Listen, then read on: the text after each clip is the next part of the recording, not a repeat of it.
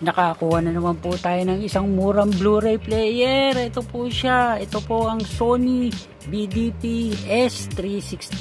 Yan po. Wala po siyang gasgas. Napakaganda po niya. Tingnan nyo naman po itsura niya. Oh. Diba? At ang kuha ko po dito is 600 pesos lang po. Yun ang maganda po yung presyo. 600. Kung mapapansin nyo po, hindi nyo po makikita yung pinaka-drawel. Kahit po yung display niya, hindi nyo rin po makikita. Dahil po ito buong harapan niya bumubukas po yan, ganyan po yan, yan. Ito po yung pinaka drawer niya, tapos ayun po yung display.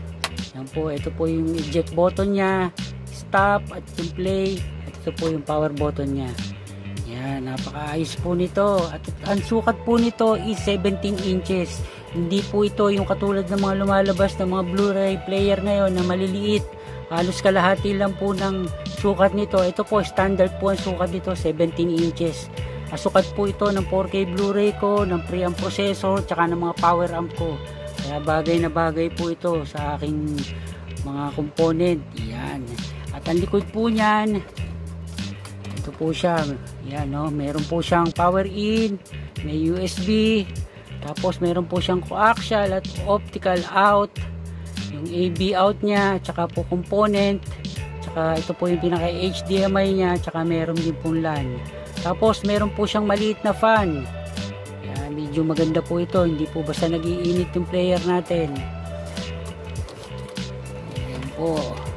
Ayan, nakapapasok po tayo sa home theater natin. Lalagay po natin to, testingin po natin kung paano po mag-play ito. Nandito na po tayo sa loob ng home theater. Kung mapapansin nyo po, ito po yung Blu-ray player ko na madalas kong ginagamit. Ito po yung 4K Blu-ray. Ito po yung HD DVD. Ito po DVD player. Ito po ang papalitan natin, yung Pioneer Blu-ray player. Ito po medyo nagloloko na po yan. Alisin na po natin yan. Tapos ito po yung Laserdisc natin. Ito po yung preamp processor ko, yung dalawang power amp. Ito pa po yung isang power amp, yung 6 channel ko na power amp. Yan po, yan. Tanggalin po natin dito po natin lalagay.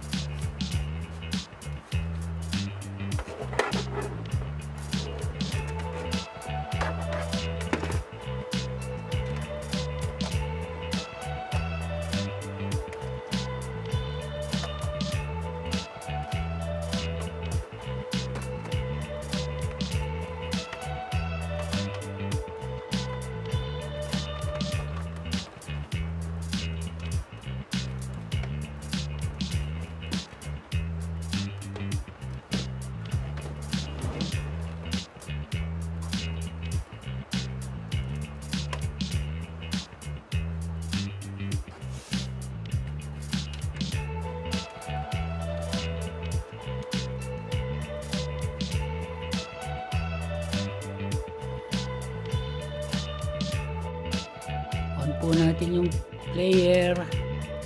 Yan po yung pinaka-display niya. Welcome. Yes.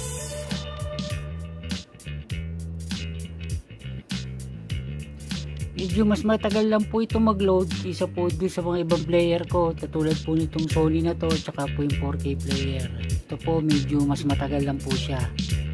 Po nakalagay wait, at meron po ditong LED, parang LED na medyo haba siya pagka naka-on na po siya. I-play po natin ito, yung Haywire. Medyo magandang action po ito. Tignan po natin. Buksan po natin muna. Ayan.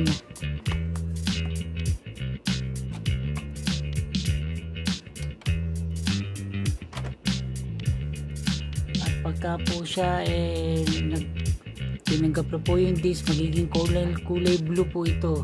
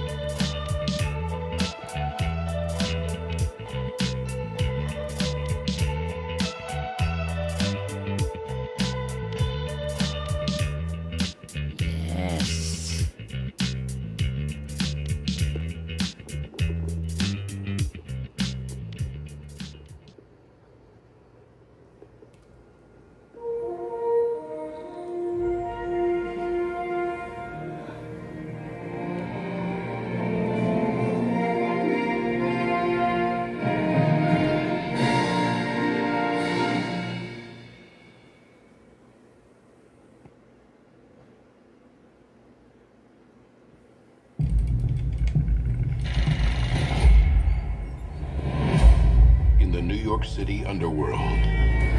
There are gangsters, killers, and corrupt cops. Ayan po, at nag-play na po yung ating 600 pesos na Blu-ray player. Yes! At ito po yung mga remote. Mimili po ako dito sa dalawang to. Ito po yung remote ng 4K player at ito po yung sa Blu-ray player. Kaya kalin po dito sa dalawang to. Pwede po dito sa player natin. Yan, kaya ayos. Kaya mga ka-HT, hanggang dito na lang po. Thank you. Hanggang sa susunod na video. Thank you!